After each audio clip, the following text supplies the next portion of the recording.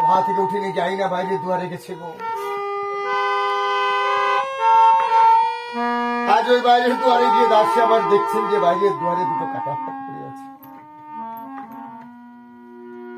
তিলোত্তমা দাসী মনে মনে বিচার করছে, ভাই আমি কার মুখ দেখে এসেছিলাম,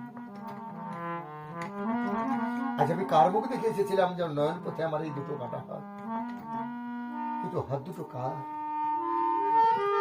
আর কেন ভাই সে আজ আমাদের দুয়ারে পড়ে আছে। তো যাই না, সে তিলোত্তমা দাসী আজ আমার নিরীক্ষণ করে দেখছেন, আর কেমন দেখতে পেল গো।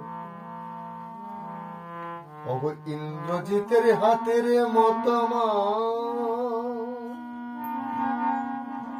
আজ কাটা হাত দুটা গো দাসী আমার দেখিতে